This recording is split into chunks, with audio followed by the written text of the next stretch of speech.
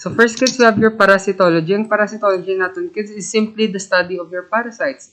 It is the scientific disciple concerned with the study of the biology of parasites, its parasitic diseases, including distribution, biochemistry, physiology, molecular biology, ecology, kagtan. Pero simple lang ang study ng isang parasite. That is your parasitology.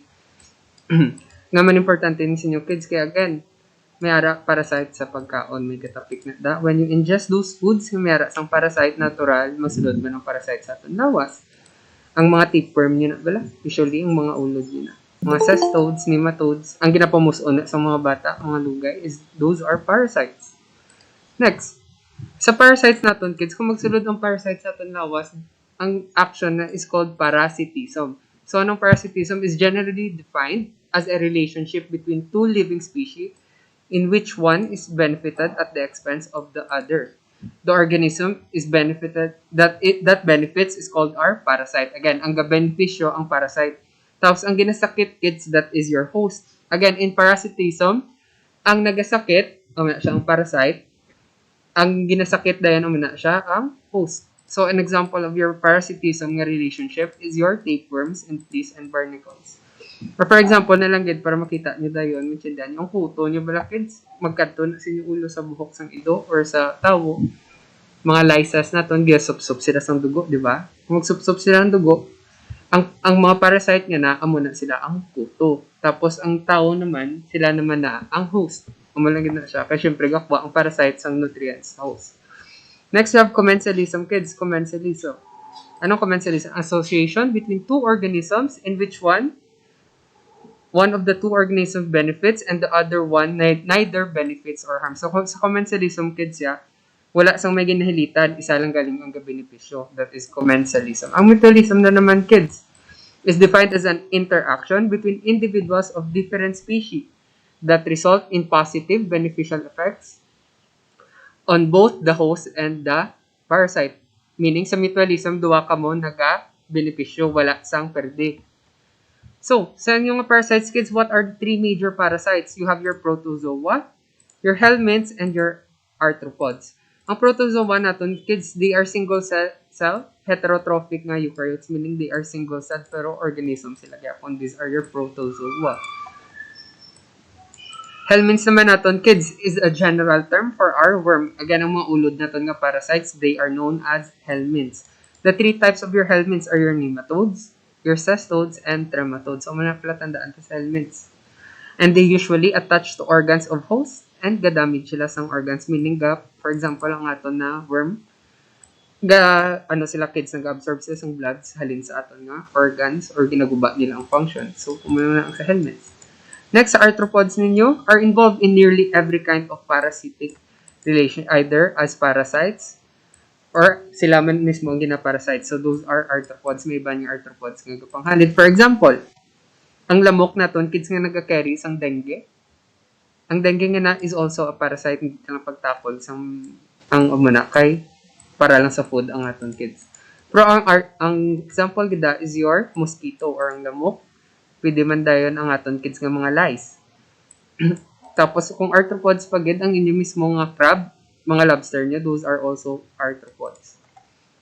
So again, ang three major types of parasites natin is your protozoa, your helminths, and your arthropods. Kung makutunta ka mo, kids, sa ila di nga apat, sa yung major types of parasites, sino di ang hindi major? Kitatlo lang. Again, may protozoa, may helminths, may arthropods.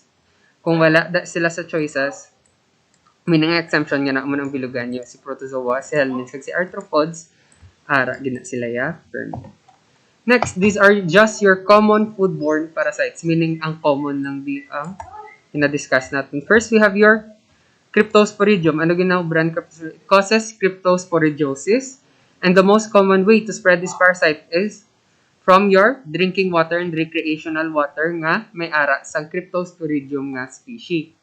Next, your Giardia naman is a microscopic parasite that causes diarrheal illness known as Giardiasis. They are usually found in your soils, your food, or water nga contaminated sang tae. Ang tae nga dahil may ara sang infected nga organism na may Giardia. Ang Giardia niya na kung matulunta na kids, pwede ta makuha sang diarrheal illness niya na Giardiasis. Again, drinking water and recreational water man ang iya common mode of transmission, just like your Cryptosporidium. Next, your Toxoplasma species is considered to be one of the leading cause of death in your foodborne illnesses in some countries.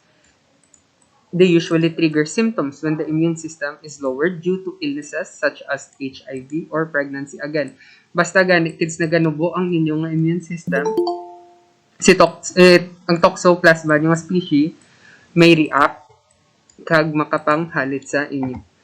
Usually, kung maghina inyong immune system, ang inyong toxoplasmosis na sakit, kapatay. Yes. Sir, Yes. tagal ko lang yung presentation. Wala ka hulag? Ay. Wala. What? Nara Na. Oo. Dito kami sa after revelation ng 3 major. Oo. Nakatuso sa dalawa kami nakita. So, Dira na mo sa common food board. So, dasigon ko lang luwat. Ang Cryptosporidium na ito, ang palatandaan to disiya, it causes cryptosporidiosis nga disease, Aryo. Kitaon mag-highlight, i-draw ko na lang. Yes, itanon. Ari, may cryptosporidiosis siya. Ang common way para mag-spread is through your drinking, meaning mode of transmission, yan kung din mo siya makuha, from drinking water and recreational water, nga may ara sang Cryptosporidium. Dra mo siya makuha ang inyong mga parasite. Next, ang Giardia naton, it causes your diarrheal illness naman, known as Giardiasis. Notice nyo kids, ang sakit niya, galapit man lang sa ngalan niya. So, hapos lang sa tandaan. Kung may Giardiasis ka, meaning may ara ka parasite nga Giardia, di ba? It is usually found man in soils and foods and water contaminated with feces. The Cryptosporidium species dayon kids usually ginakuha gid sa drinking water man like your Cryptosporidium and recreational water.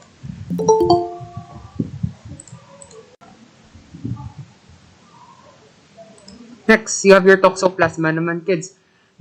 Ano lang siya kids, nag-epekto lang ni siya ang Toxoplasma niyo if gaghina ang inyong immune system. This can be found sa ato naman nga rats or mice infected with Toxoplasma nga parasite. So, for example, bilawayan ni isang imo daga or ihian ang imo pagkaon kag nagkaon mo na. Pagkaon mo na dayon kids, usually ang Toxoplasma na masulod man si malawa. So, ingestion siya gapon. Kaya gan, sila nga mga parasites ang foodborne gid.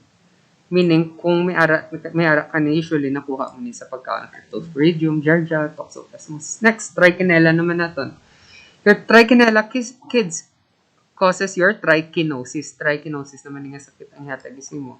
This parasite is sometimes called your porkworm due to it typically being found in undercooked pork products. Meaning, if undercooked yung pork products, usually may ara ginasa isang parasite.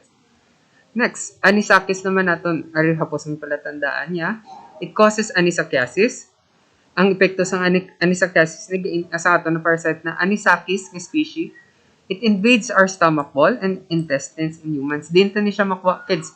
The transmission of this disease is from ingested na fish or squid that humans eat raw or undercooked. Sa fish or sa squid, so din, anong nga luto ang nabalaan yung ginakaon raw ng mga isda? Sushi. Diba? Therefore, ang anisakis na to, makaunta sa mga raw or undercooked na isda, makuha tagit tayo ng mga parasite kung may ara sila. Next, your dilatum. Ano may patandaan? Kids, first and foremost, largest tapeworm that can infect humans is your dilatum. Your Diphyllobothrium latum isa. Largest tapeworm that can infect humans. So, pagkita niyo sa choices, sa question pa lang, may largest tapeworm, dilatum na siya, kids. Infections are again acquired. Same man sa ato na anisakis, eating raw and undercooked fish. Pero ano lang kinalain niya? Wala sang squid. Kaya ang squid, hindi malat na ni dilatum fish lang. And complications, sinikid ako dako ni siya, kids mo usually, ang dilatum natin is 30 meters in length. Ara man sa discussion natin to sa YouTube. May picture naman to. Ang yan gina-brackets, gina-block ya ang aton nga intestine. So, hindi ta makapagwa sang aton nga mga bile kag tanan which cause us that. Tapos may gallbladder disease man, si Diphyllobothrium latum. Again, makuha ta niya siya kay eating raw and undercooked na fish. Next, your Taenia species naman, kids. Sa Taenia species natin, may tatlo ta klase ka Taenia species. Amo lang sa foodborne na. Turn on. Ang tenya sa ginata naton kids is also known as your beef tapeworm. Kaya again, makuha tayo si tenya or tenya sa ginata sa beef. Tenya solium is also known as our pork tapeworm. Again, kaya makuha sa naton when eating pork. And your Tenia asiatica is also known as your Asian tapeworm. Why? Because ang iya locality ni isang Tenia asiatica ng disease is from your Asian countries naton. Sa US, wala ni gawa ang muni nga parasite. Ang iyan dahil gina-cause nga disease kids ang Tenia yung species Teniasis. Humans can become infected with these tapeworms by eating raw or undercooked beef or pork na usually. So, tapos na ito sa ating parasitology, kids. Amo lang ito atong palatandaan. Again, ang studies ng parasites, parasitology, relationships ya, whether it is parasitism, commensalism, or mutualism.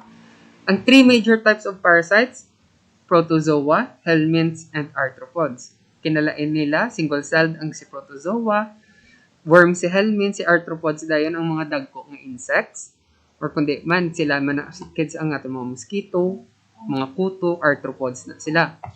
Next, common foodborne parasites naton, ari man sila dayon. And that will be all sa ato na parasitology nga review. Next, mycology. Clear ta sa parasitology? May questions ka mo? Module 5 tani? Wala man? Clear man tanan, naintindihan nyo man ko. Sige, proceed ta. Next, your mycology, kids, is the study of your fungi. Fungi naman eh. So, ano naman pala tandaan ta sa ato na mycology? Ang yad, kids, nga beneficial effects. First and foremost, kids, it has biosynthetic factories because ang fermentation property is used in industrial production of alcohols, fats, citric, oxalic, and gluconic acids, which is ginagamit din sa aton food production. Ang ato na synthetic properties of your fungi. Next, important sources man sila sang antibiotics ang ato na fungi, such as your penicillin. Ang penicillin naton is antibiotic, di ba? Next, model organisms for biochemical and genetic studies man. Si fungi, again, may special characteristics ni sila nga pwede magamit in genetics like your DNA. Kasang fungi naton, kids, ang iban edible like your mushrooms. Mushrooms naton is a fungi, ginakaunta wala. Yes, some mushrooms are edible. Therefore, it has beneficial effects man. Yeast provide nutritional supplements such as your vitamins and cofactors. And next, your penicillium, which you can gain from your fungi, is used to flavor your Roquefort and Camembert cheeses. Again, for food production, pwede din magamit si fungi. Amulan eh, may harmful effects ng si fungi. For example, the destruction of food, lumber, paper, and cloth. Next, animal and human diseases, including allergies, can be caused by the spores of your fungi. Again, sa spores ng fungi natin, di ba? Mga yabok na nila ba na? Di ba pang-achi kapag ano man kisa? Then, those are some harmful effects of fungi. Next, toxins produced by your poisonous mushrooms and within the food. Ang nga toxins within the food, for example, ang ginkaunta nga mushroom is poisonous. Amo ni mo pa nga sa mycetism and mycotoxicosis. If ang ginkaon mo nga mushroom is toxic and is not edible. Next, plant diseases man, makakos man si fungi nato. Next, spoilage of agriculture, produce such as your vegetable and cereals in the industry. So, for example, kids, ano pag na nag-spoil due to our fungi? Ang tinapay, kids, paano magpanos?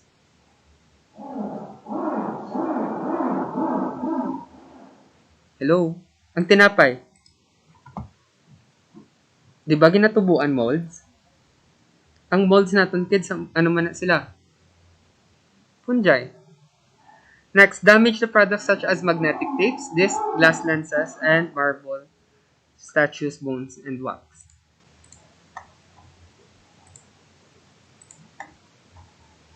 Next, the general properties of your fungi. They are eukaryotic, kids, hindi sila prokaryotic.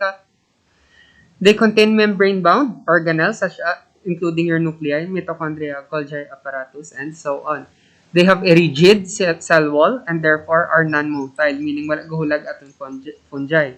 A feature that separates them from animal. So, kung makutunta ko, ang fungi naton, is it movable? O gaulag siya or wala? Does it have locomotion? Wala, because it is non-motile. Next, they are chemoheterotrophs and require organic compounds for both carbon and energy sources. Kaya wala sila sang chlorophyll, meaning hindi sila maka-absorb energy from the sun. They cannot do photosynthesis like our plants. Gapang kuha lang sila sang pagkaon sa iban, meaning they cannot produce their own food. Lain ng fungi naton sa aton plants, lain ng mushroom sa plants. Fungi are osmoeotrophic. They obtain nutrients by absorption. Ano nila gina-absorb, kids? Ang gina-absorb nila is your decaying matter. Again, ang mga patay na nga soil, mga patay na nga mga plants, ang muna gina-absorb ni fungi naton in order for them to live. Ang muna siya. And all fungi, kids, require water and oxygen. There are no obligate anaerobes. So, amo na ang properties nga common sa tanan nga fungi. Next, paano ta ma-classify ang aton na fungi? Fungi can be classified in two ways, either sexual reproduction or morphology. So, sa aton na sexual reproduction, kids, suppose nang kung ga-produce sa kids ng zygospores, those are zygomycetes. Kung ga-produce sa kids ng ascospores, ascomycetes. Kung ga-produce sa basidiospores, basidiomycetes. So, basihan nyo lang sa ngalan. Diba? And those kids nga nabalaan ta as deuteromycetes kids, they are known as your fungi imperfecti because they are not known to produce any sexual spores. And this is a heterogeneous group man of fungi where no sexual reproduction has yet to be demonstrated. Ang mga fungi imperfecti sila. Kaya hindi tapabalaan ang ila sexual reproduction or wala gid sila sang sexual reproduction, meaning hindi sila ka reproduce with two fungi. So based on morphology naman, kids, we have your molds. Kung magambal ka morphology, ganun, kids, halin sa bacteria natin, anong morphology?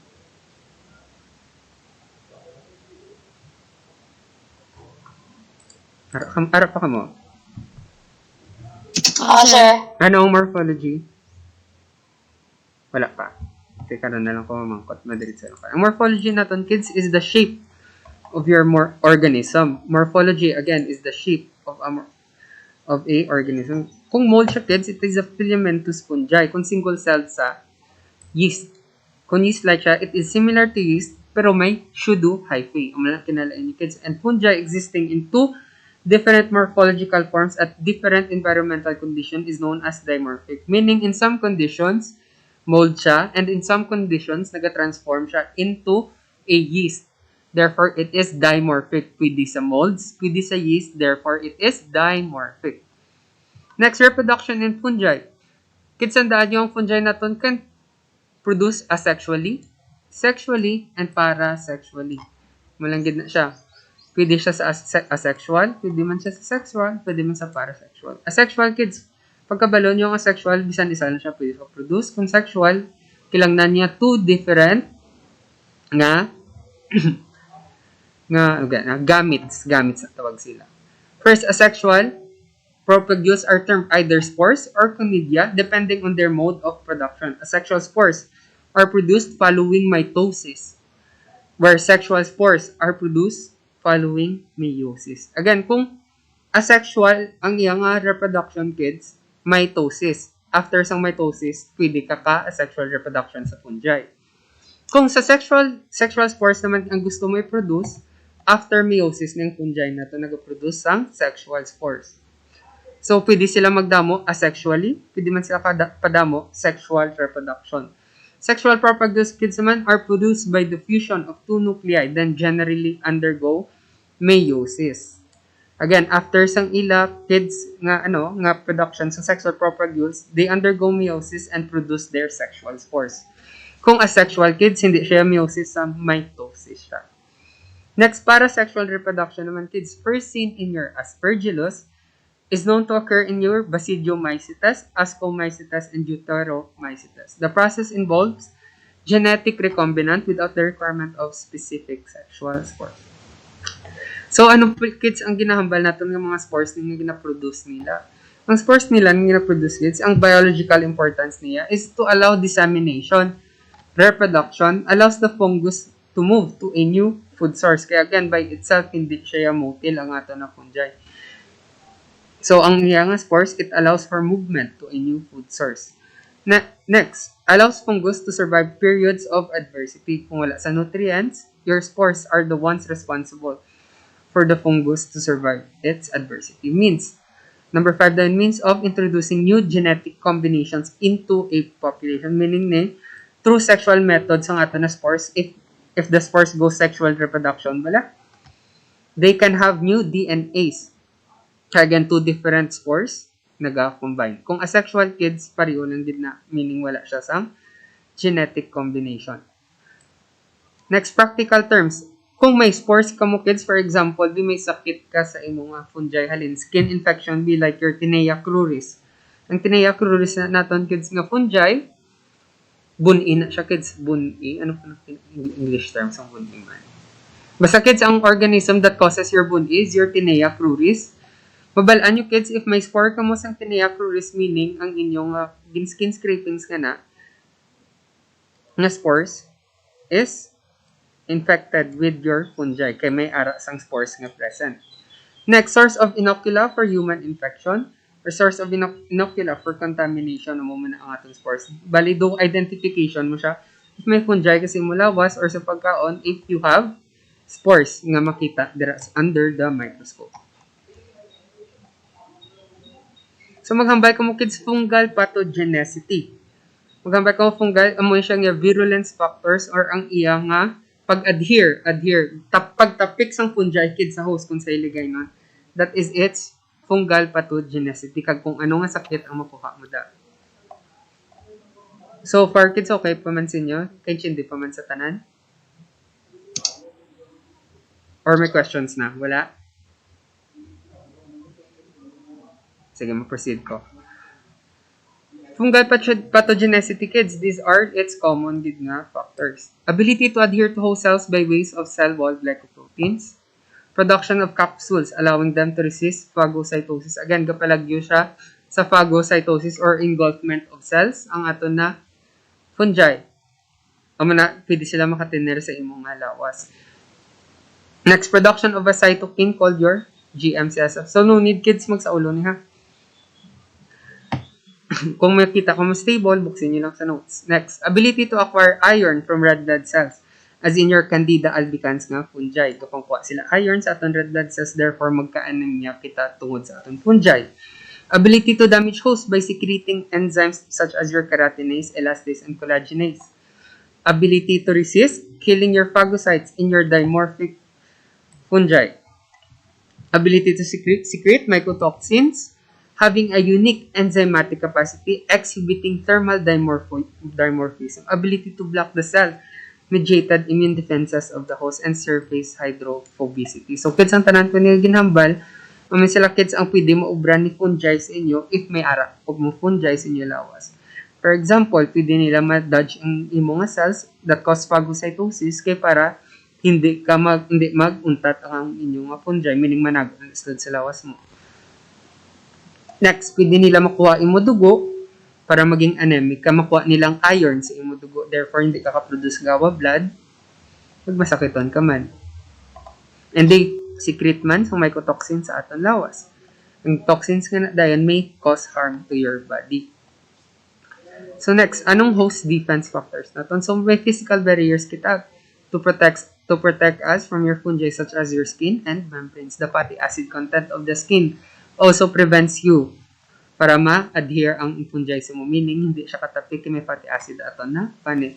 The pH of the skin protects us from the fungi. Epithelial cell turnover. The normal flora naton ga-protect man from your foreign substances such as your fungi. Chemical barriers, secretions, and scrum factors. And most fungi are mesophilic and cannot grow at 37 degrees Celsius, which is near our body temperature, meaning kung okay kung bakit naman tagi na masakit kag tanan kag normal temperature, hindi gid makatapik si fungi sa aton. Next factors predisposing your fungal infections. So again kids, ang aton na fungi, they are obligate microorganisms. Maghambal ka mo obligate, gatira lang sila kids if for example ganubo ang aton na immune system. Kung makusog aton immune system, kids, usually hindi ta ma-infect sang fungi. Or kung tinlo man kita. Again, kung higko ang tao, kids, dira lang matapik si fungi. Kung mahina ang immune system, dira lang man ta ka-infect si fungi sa aton. So, that is why they are called obligate nga organisms. First, kung may prolonged kang antibiotic therapy, kids, mahina imong immune system, therefore, pwede makatapik ang fungi sa imo. Next, underlying diseases such as HIV, cancer, diabetes, nagapanubo sang immune system, di ba? Therefore, gaka-infecto ka man sang fungi. Your age. For example, wala pa na-develop immune system mo kay bata ka or tigulang ka nag-gain ng immune system mo. Pwede man magka-fungal infection ka. Surgical procedures also can cause fungal infections. Immunosuppressive na drugs, irradiation therapy, indwelling catheters, obesity, drug addiction, transplants, or occupations. What din nabutang ang last? Or food contaminations, kids. Food contaminations may also cause you to have fungi. Kung mahina ang imong immune system. So, tapos na to sa mycology, kids. Any questions sa mycology natin or your study of fungi? Wala? Wala, sir. Wala. Next, virology naman natin, kids. Your virology is your study of your viruses. Para siya, kids, virology is the scientific discipline concerned with the study of biological viruses and viral diseases. So, kids, ang virus natin, gin-summarize ko na, it is made up of genetic materials natin, either a DNA or RNA. DNA again, or RNA. Ano ang ato na DNA? It is your deoxyribonucleic acid. Ang RNA is simply your ribonucleic acid. It is surrounded by a protective coat called your capsid, which is made up of protein. Sometimes the capsid is surrounded man sa ato na spicy coat or ang yahabol, that is the envelope. So, mula na kids ang sulod sa ato na viruses. Viruses are capable of latching onto host cells, getting inside them. So, kids, kaya mo lang ni ang iya, kids nga sulod, may DNA siya or RNA, may capsid siya, kagmara siya envelope, feeling nyo, kids, ang aton virus, cell or hindi? Yara. Wala. Ang aton na viruses, kids, they are not cells. But they act like parasites. Ang ara lang gid siya is DNA or RNA, capsid, kag envelope. Pero ang muni siya, kids, ang aton na DNA or RNA nga sa viruses, ang muni sila ang gapanghalit sa aton. Kaya again, they give genetic material which can cause us harm depending on the virus nga ara. So how do viruses cause diseases? Kids, via inhalation, ingestion, sexual intercourse, or transplacentally. Amo na siya, kids, ang way para makakos ang virus aton sang diseases. They are capable of infecting all types of living organisms from bacteria. Ang bacteria natin, microorganisms, pwede ma-virusan. Hasta sa humans. So, a major factor that controls which cell type a virus can infect or your cell tropism is the presence of the appropriate receptor to which the virus must attach in order to gain entry into the cell. So again, kids, kung may receptor ang lawas, mga pwede matapikan ni virus, matapik na. Siya muna ang iban nga virus, kids, nga ara sa ido, hindi makahalit sa tao, kag may ara man iban nga sakit ang tao, nga hindi masudlan ang ido. Kay may specific receptors daan per virus. Again, an example of your viruses, kids, nga pwede naton malatnan kita. For example, ang hepatitis. Ang hepa A kag hepa E naton, kids. Those are foodborne viruses nga kung masudlan na or ma-contaminate aton food sang hepatitis nga virus, tag makaon naton, may dako gid nga posibilidad magka-hepata. Dumduman niya na, kids, ang sa fishball.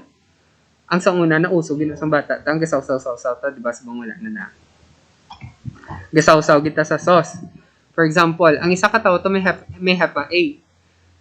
Ang taon din na may hepa A, nagsawsaw na siya sa fishballan dito sang sauce. Next, ako naman bidayon. Nagpalapit ko to sa fishballan, nagbakal ko fishball, kag nagsawsaw mo ko to sa ginsawsawan sa may hepa. Malatnan ko, kids, di ba? That is an example of a foodborne virus or coronavirus, kids, through inhalation kay droplet infection si coronavirus naton.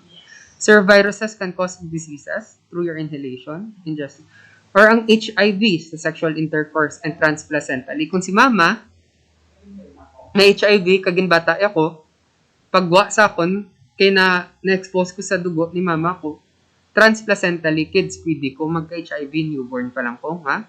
Bata. So, when I am asking you, how do viruses cause diseases? Ang sabatan di inhalation, ingestion, sexual intercourse, or transplacentally. So, next, ang incubation period natin, kids, what is your incubation period?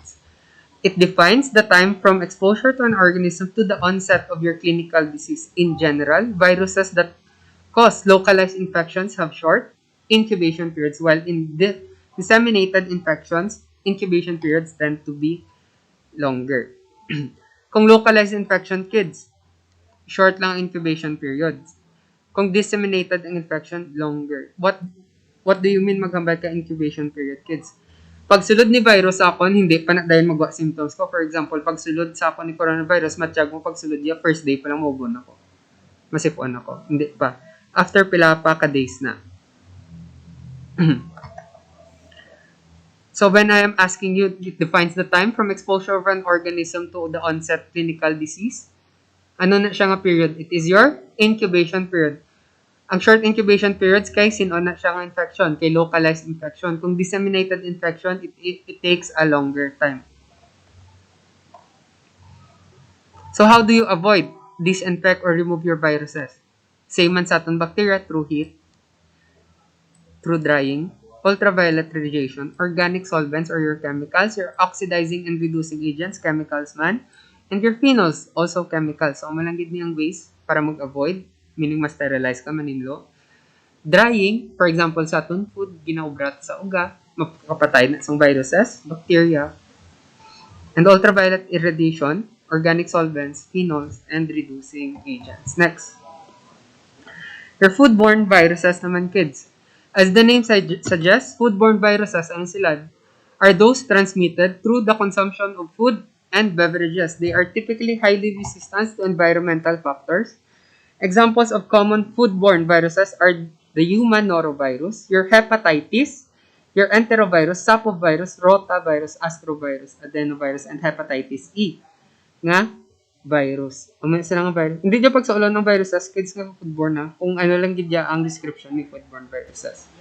Kaya gan examples na ni, para mabala. Para maging aware ka mo nga ang viruses naton, makalaton man through sa food. Kasi ang virus naton is considered a microorganism man. So, classification of viruses.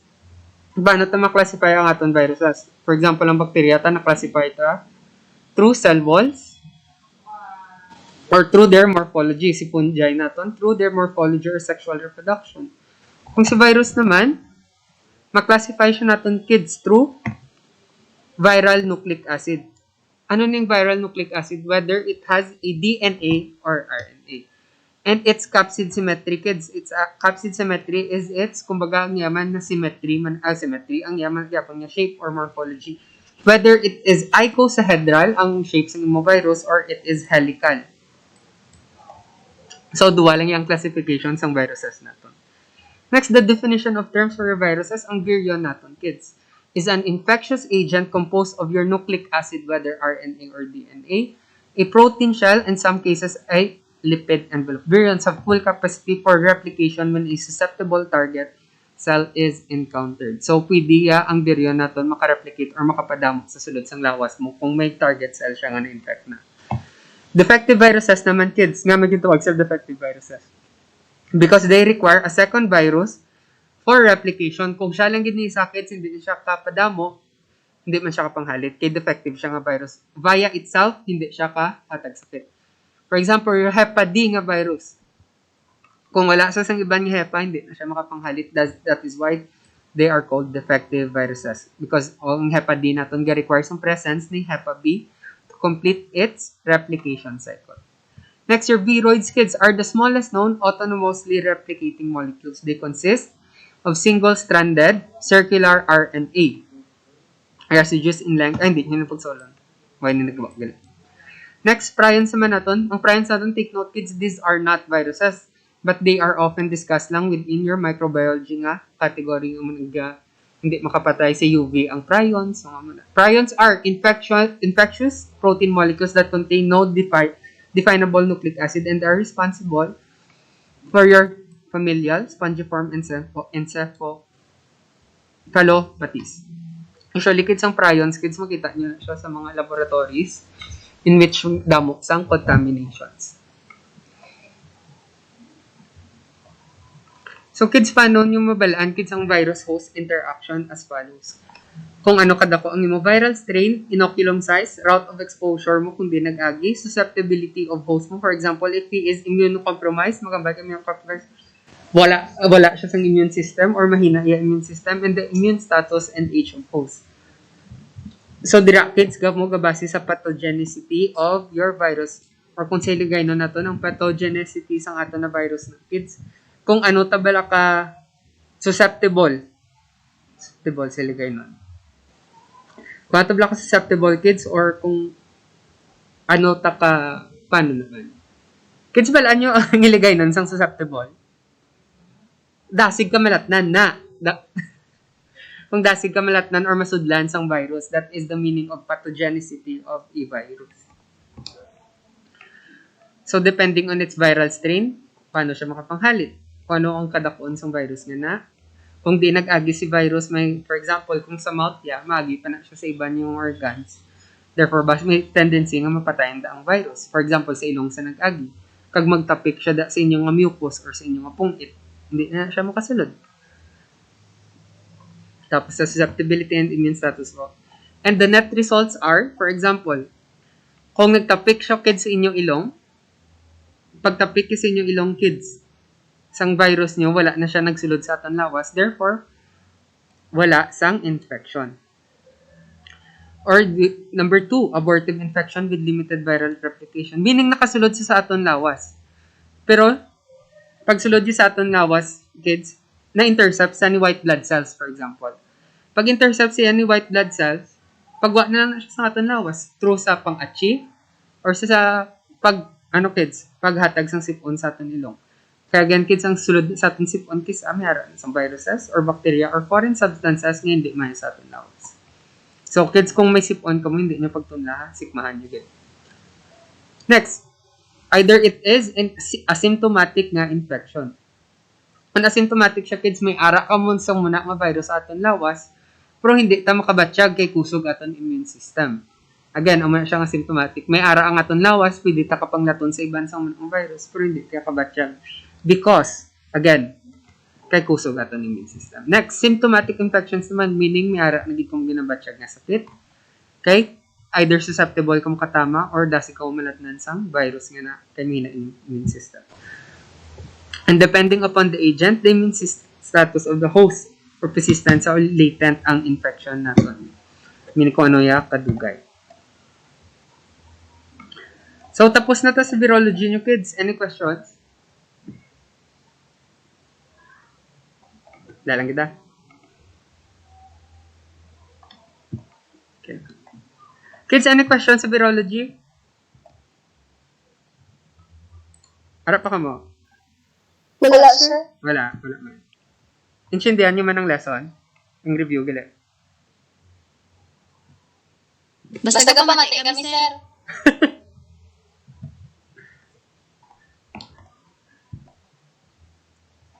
Sige mo na importante. Basahan nyo lang liwat kung doon hindi ikinshin. Dikin record ko man para liwaton nyo.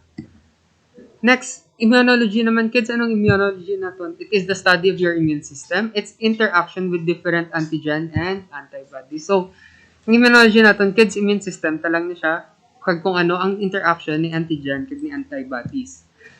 So, kids, ma-check nyo sino di malain ng antigen or ang antibody?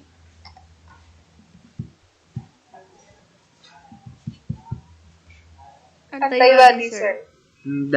Ang malain, si antigen, si antibody, ang manang gina-produce sang aton lawas para iawayon si antigen nga nagsulod sa aton lawas. Kumbaga, ang kawatan, si antigen, tapos ang tag-iya, si antibody.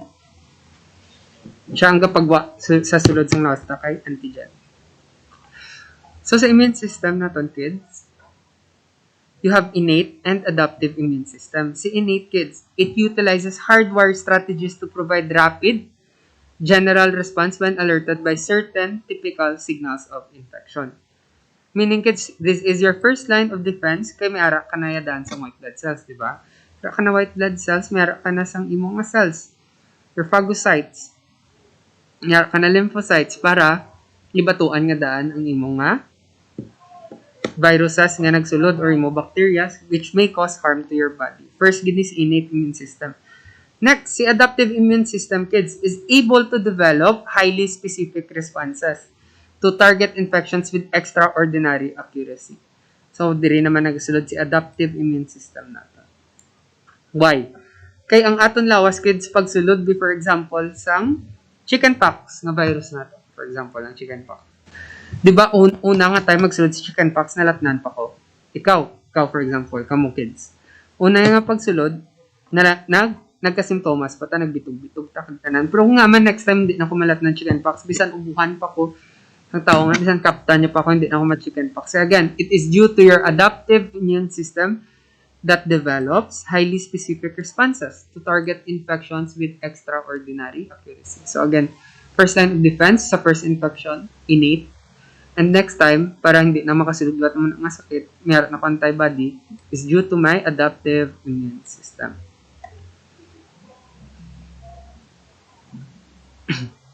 Next, you have your T and V lymphocytes. Although both originate in the bone marrow, ang T cells na to nagadako sa thymus. Ang B cells na to nagadako sa bone marrow. The T and B cells play a major role in your adaptive response. First, you have adaptive responses of cellular adaptive response and humoral adaptive response. Sa cellular adaptive response na to, kids, T cells are used in order to kill foreign pathogens in order to produce apoptosis. Anong apoptosis natin, kids? It is known as your autodestruction. Again, sa cellular adaptive response, ginagamit natin si T cell. Kung sa humoral adaptive response naman, B cells are used in this response in order to induce and enhance phagocytosis or engulfment of cells. Ang phagocytosis, meaning hinahabulan nyo ba lang cell para mapatay siya hindi sa kaginhawa, that is phagocytosis. Ang autodestruction, nagapangguba, apoptosis na siya. T cell, ang gaplay sa humoral response, si B cell, through phagocytosis. Ang napatandaan nyo sa duwa adaptive response natin. And lastly, your antigen and antibody reaction. Antigen-antibody reaction is a specific chemical interaction between antibodies produced by your B cells of the white blood cells and antigens during immune reaction. Si antigen kids kag si antibody combine by a process called agglutination in which ginaguba nilang isa kag isa. It is the fundamental reaction in the body by which the body is protected from complex foreign molecules such as your pathogens and their chemical toxins. First and foremost, kids, ano si antigen? An antigen is any substance that causes our immune system to produce antibodies against it. This means your immune system does not recognize the substance and is trying to fight it off. Again, pag sulod na isang diabok sa akon nga ilong, antigen na sa, kung nagsulod ang microorganism sa akon ilong, like your bacteria, antigen na siya. An antigen may be a substance from the environment such as your chemicals, bacteria, viruses, or your pollen. Next, antibody natin. Ano naman yung antibody natin? Your antibody is also called your immunoglobulin. Immunoglobulin, a protective protein produced by the immune system in response to the presence of a foreign substance called your antigen. Again, kung may ayang sulod ng antigen, ang aton lawas ma-respond by making antibodies. Antibodies recognize and latch onto antigens in order to remove them from the body. A wide range of substances are regarded by the body as antigens, including disease-causing organisms and toxic materials such as insect venoms. So now that we know kung ano si antigen, ano si antibody, malain si antigen, manami si antibody kaga-protekta sa aton, gahalit sa aton si antigen. So, kung mag-meet na sila nga duha, kids, you have a process known as agglutination. Agglutination, kids, is defined as the formation of clump of cells or inert particles by specific antibody to surface antigenic components, or to antigenic components adsorb or chemically coupled red cells inert particles that hemagglutinate, meaning ni kids nag-hemagglutinate sa ganito kong picture. So kids, ang maghambay kang agglutination, may clump lang na of cells nga gina-form para mabalaan nyo nga napatay na si antigen kag si antibody. So kids, ano tsura ni immunology sa nga ito na agglutination?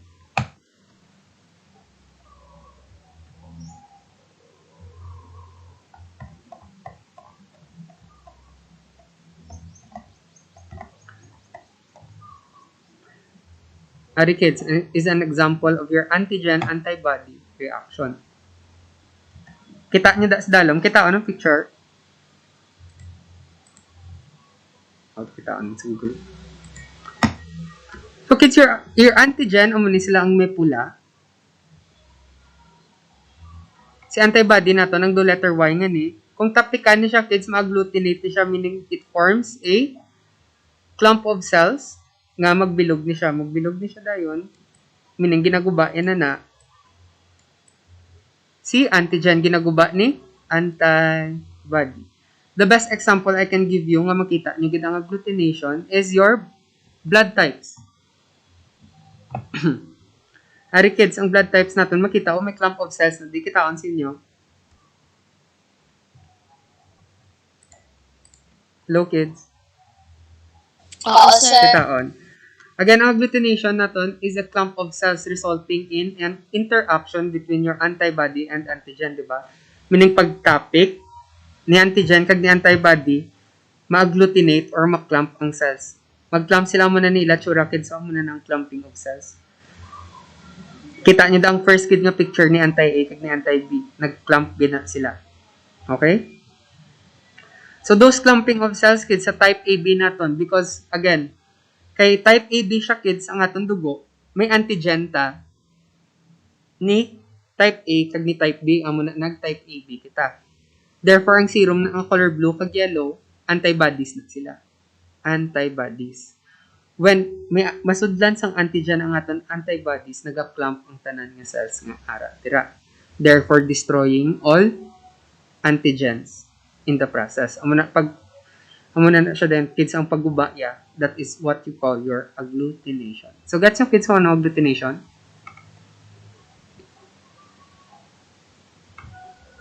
Hello?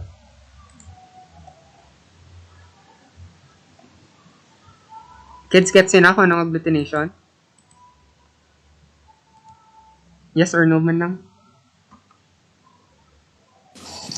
Yes, sir. Okay na. Next, vaccines naman natin. Kids, vaccines can utilize harmless elements from particular pathogens to prime the immune system so that if a pathogen is actually encountered, it is met with a stronger secondary memory response and dealt with more quickly. Amuna siya, kids, ang atong vaccine. So, kung ilagay nun siya, kids, for example, ang HEPA nga vaccine. Injectionan ko, kids, ang mahina nga strain sang hepatitis. Pag injection na sa akon, mobra ang lawas ko sang antibodies para kay hepatitis, para pagsulod sang tudtuod gid ang hepatitis. For example, sa akon lawas hindi na ko latnan sang hepatitis because I have a vaccine na. Nasudlan ako sang mahina nga strain, therefore may antibodies na ko. So mo lang gid na ang vaccine. So any questions kay immunology naton? Kay last na ta, food microbiome na ta.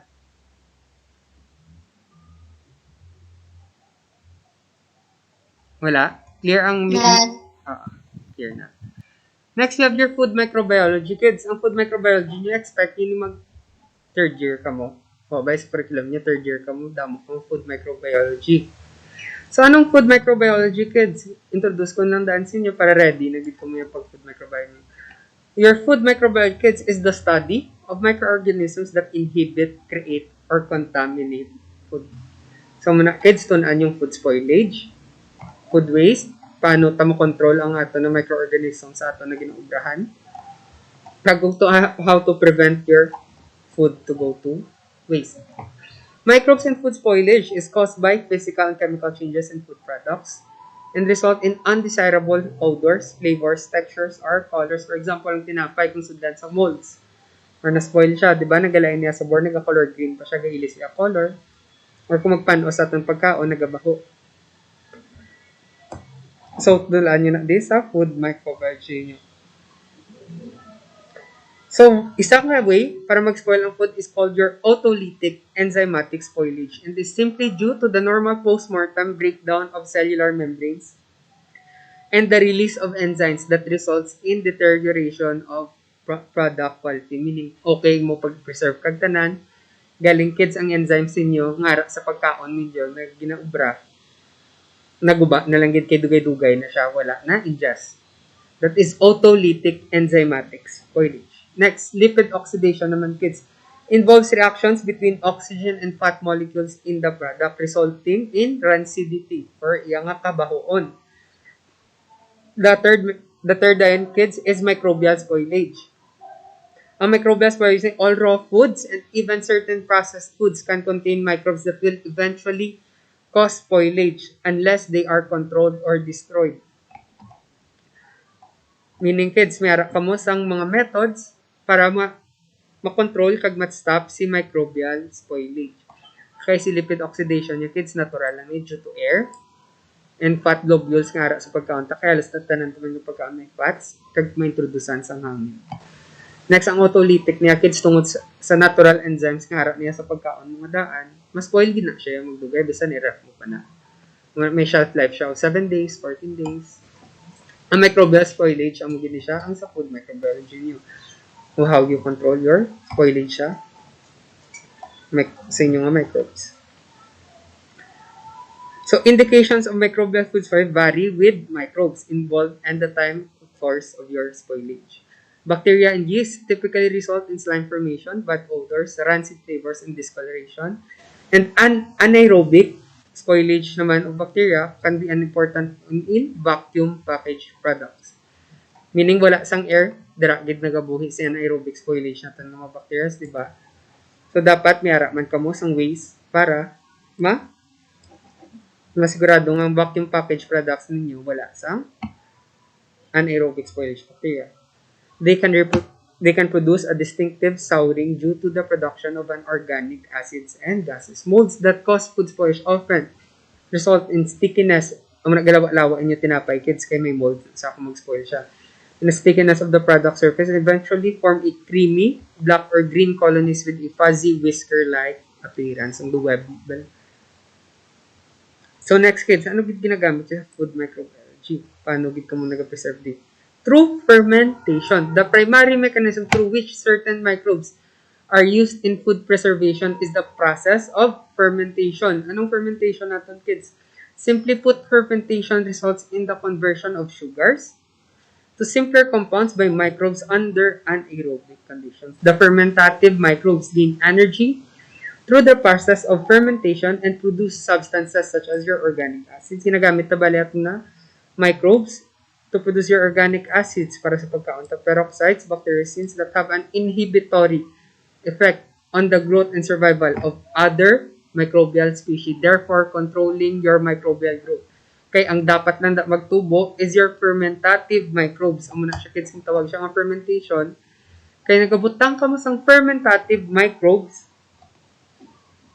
para magkaon sa inyong nga pagkaon. Therefore, dayon ang fermentative microbes nga edible, nga pwede mo makaon, nagaproduce ang organic acid, peroxide, bacteriocins, nga hindi ba makasurvive ang iban nga microbial species. Ang fermentative microbes ang gid ang makasurvive, ang iban hindi na makasulod sa pagkaon mo. That is the process of your fermentation.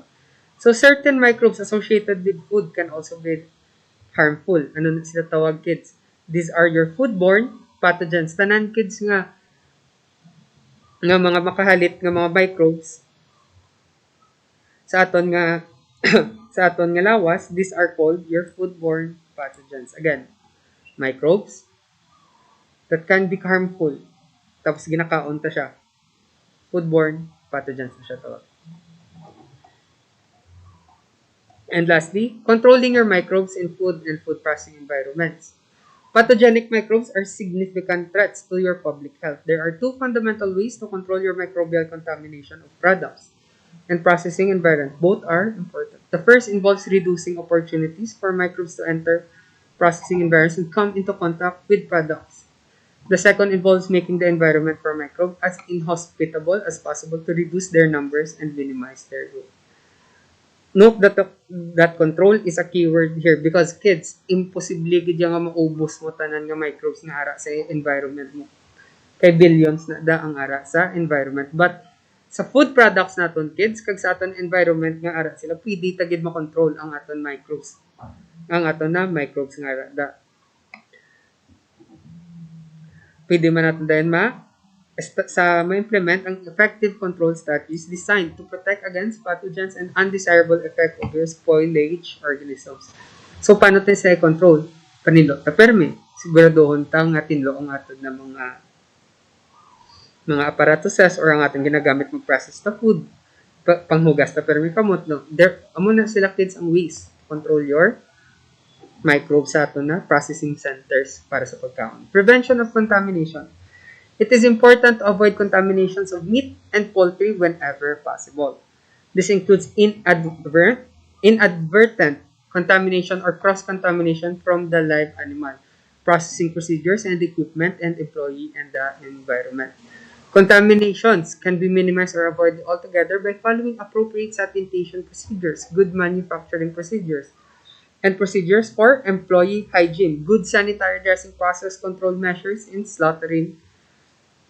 Not only minimize the contamination of carcasses, kaya again, gatipon ang microorganisms natin sa carcasses or ang leftovers ng dead animals, bala, o nila mga tulkan, but also to reduce the level of processing environment contamination.